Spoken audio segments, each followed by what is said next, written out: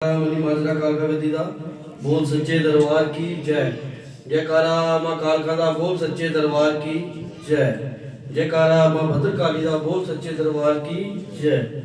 पांचवा अध्याय देवी दूत संवाद। देवताओं के द्वारा देवी की स्तुति। चंड मुंड के मुख से अंबिका के रूप की प्रशंसा सुनकर शुंभ का उनके पास दूत भेजना और दूत का निराश लौटना। विनियोग।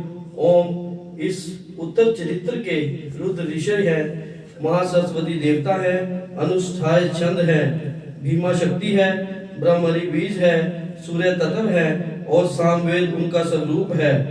महासरस्वती की प्रसन्नता के लिए इस पाठ में इनका विनियोग किया जाता है।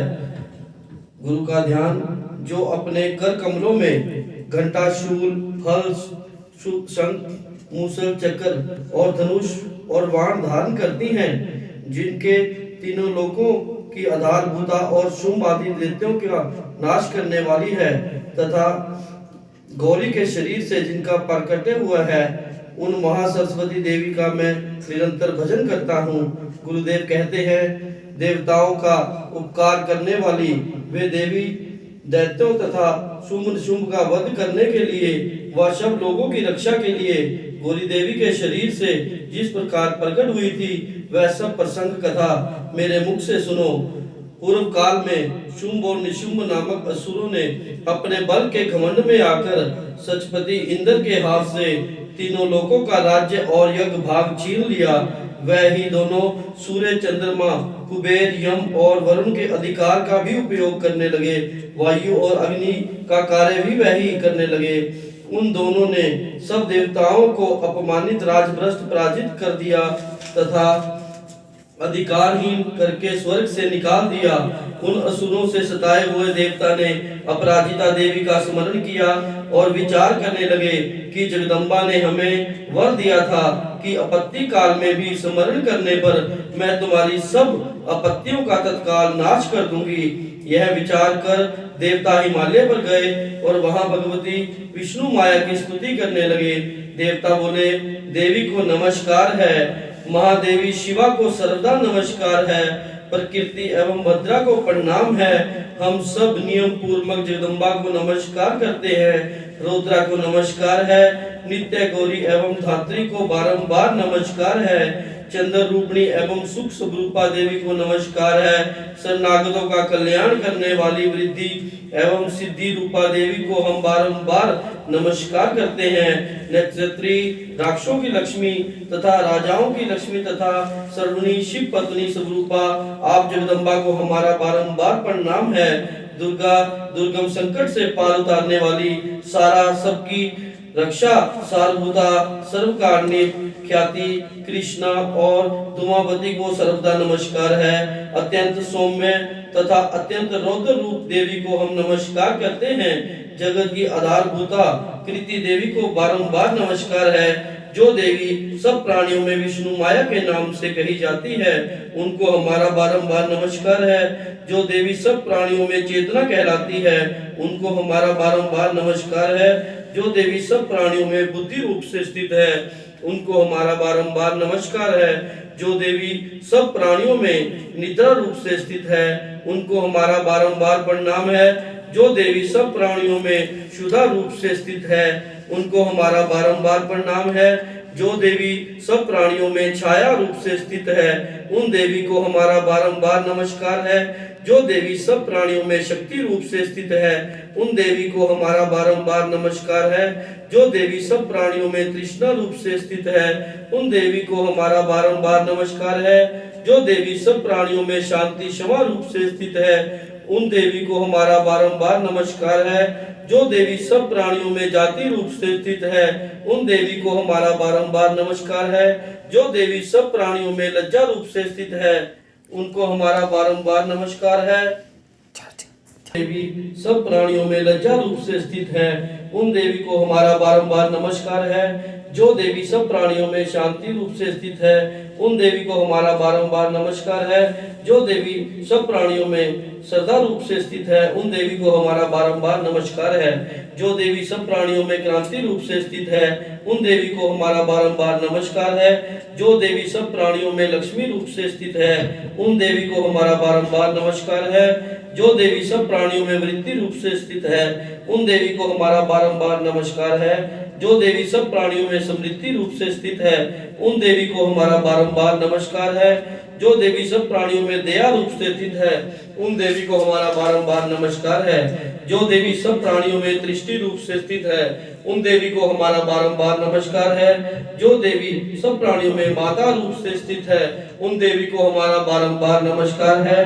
जो देवी सब प्राणियों में भ्रांति रूप से स्थित है, उन देवी को हमारा बारंबार नमस्कार है। जो देवी सब प्राणियों में इंद्र वर्ग की अधिष्ठात्री देवी एवं सब प्राणियों में सदा व्याप्त रहने वाली है, उन व्याप्ति देवी को हमारा बारंबार नमस्कार है। जो देवी चैतन्य रूप से इस जगत को व्याप्त करके स्थित है, उन देवी को हमारा बारंबार नमस्कार है। पूर्व काल में अपने अभीष्ट की प्राप्ति होने से देवताओं ने जिनकी स्तुति की तथा देवराज इंद्र ने बहुत दिनों तक जिनका सेवन किया, वह कल्पान की साधन भूता ऐश्वर्य हमारा कल्याण करे और मंगल करे तथा हमारी आपत्तियों का नाश कर डाले। दैत्यों से सताए हुए हम सभी देवता जिन परमेश्वरी को इस समय नमस्कार कर रहे हैं तथा जो भक्ति से विनम्र पुरुषों द्वारा स्मरण की जाने पर तत्काल ही संपूर्ण विपत्तियों का नाश कर देती हैं, वे जगदम्बा हमारा संकट दूर करे। गुरुदेव कहते हैं, राजन, इस प्रकार जब देवता देवी की स्तुति कर रहे थे, उस समय पार्वती देवी गंगा जी के जल में स्नान करने के लिए वहां आई। वहां भगवती ने देवताओं से पूछा, आप यहाँ किसकी स्तुति कर रहे हैं? तब उन्हीं के शरीर कोश से प्रकट हुई शिवा देवी बोली, शुंभ दैत्य से तिरस्कृत और युद्ध में निशुंभ से पराजित हो यहाँ एकत्रित हुए ये समस्त देवता यह मेरी ही स्तुति कर रहे हैं। पार्वती जी के शरीर कोश से अंबिका का प्रादुर्भाव हुआ, इसलिए वे समस्त लोकों में कोशकी कही जाती है। कोशकी के प्रकट होने के बाद देवी पार्वती के शरीर का रंग काला हो गया। अंत वह हिमालय पर रहने वाली कालिका देवी के नाम से विख्यात हुई। तदंतर शुंभ निशुंभ के भृत्य चंड मुंड वहां आए और उन्होंने परम मनोहर रूप धारण करने वाली अंबिका को कहा। फिर वह शुंभ के पास जाकर बोले, महाराज, एक अत्यंत मनोहर स्त्री है जो अपनी दिव्य क्रांति से हिमालय को प्रकाशित कर रही है, वैसा उत्तम रूप कहीं नहीं देखा। महाराज, आप पता लगाइए वह देवी कौन है और उसे जीत लीजिए। स्त्रों में वह रत्न है तथा वह अपने श्री अंगों की प्रभा से संपूर्ण दिशाओं को प्रकाशमान कर रही है। दैत्यराज, अभी वह हिमालय पर ही मौजूद है, आप उसे देख सकते हैं। तीनों लोकों में मणि, हाथी, घोड़े जितने भी रत्नभूत है वह सब इस समय आपके घर में शोभा पाते हैं। हाथियों में रत्न ऐरावत, यह पारिजात का वृक्ष और उच्च श्रव घोड़ा विमान भी आपके आंगन में शोभा पा रहा है। यह ब्रह्मा जी से आप छीन लाए हैं, यह महाप्रज्ञ नामक निधि आप कुबेर जी से छीन लाए हैं। स्वर्ण की वर्षा करने वाला वरुण का छत्र भी आपके घर में शोभा पाता है। वरुण का पाश और समुद्र में मिलने वाले सब प्रकार के रत्न आपके भाई निशुंभ के अधिकार में हैं। अग्नि भी स्वयं शुद्ध किए हुए 2 वस्त्र आपकी सेवा में अर्पित कर चुकी है। दैत्यराज, इस प्रकार सभी रत्न आपने एकत्रित कर लिए हैं। फिर जो यह स्त्रियों में रत्न रूप कल्याणमयी देवी है, इसे आप क्यों नहीं अपने अधिकार में कर लेते? गुरुदेव कहते हैं, चंड मुंड का यह वचन सुनकर शुंभ ने महादैत्य को दूत बनाकर देवी के पास भेजा और कहा, तुम मेरी आज्ञा से उस देवी के सामने यह बातें कहना और ऐसा उपाय करना कि जिससे वह प्रसन्न होकर शीघ्र ही यहाँ आ जाए। वह दूत जिस पर्वत पर देवी विराजमान थी वहां पहुंचकर देवी से मधुर वाणी में कोमल वचन बोला। दूत बोला, देवी, दैत्यराज शुंभ इस समय तीनों लोकों के राजा हैं। मैं उन्हीं का भेजा हुआ दूत हूँ। उनकी आज्ञा से एक स्वर में मानते सभी हैं। वे समस्त देवताओं को परास्त कर चुके हैं। उन्होंने तुम्हारे लिए जो संदेश दिया है उसे सुनो। संपूर्ण तरलोकी मेरे अधिकार में है। देवता भी मेरी आज्ञा के अधीन चलते हैं।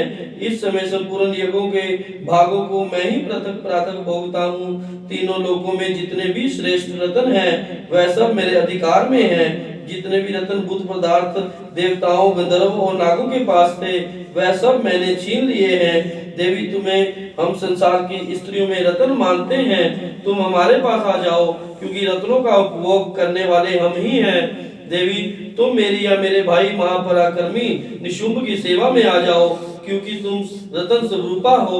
मेरा वर्ण करने से तुम्हें महान ऐश्वर्य की प्राप्ति होगी। अपनी बुद्धि से यह विचार कर तुम मेरी पत्नी बन जाओ। गुरुदेव कहते हैं दूत के यूं कहने पर कल्याणमयी भगवती दुर्गा जो इस जगत को धारण करती हैं इस प्रकार बोली। देवी ने कहा दूत तुमने यह सत्य कहा है, इसमें तनिक भी झूठ नहीं है। शुंभ इस समय तीनों लोगों का स्वामी है और निशुंभ भी उसी के समान पराक्रमी है।